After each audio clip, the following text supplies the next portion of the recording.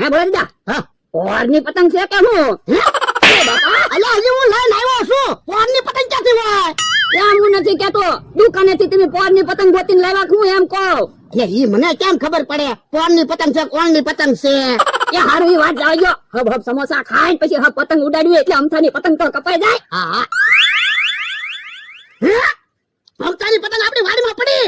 હે તો હાલો હાલો લઈ લેવી. હાલ બરડા પતંગ આવી ગઈ. હે પતંગ બહુ હારી છે હો.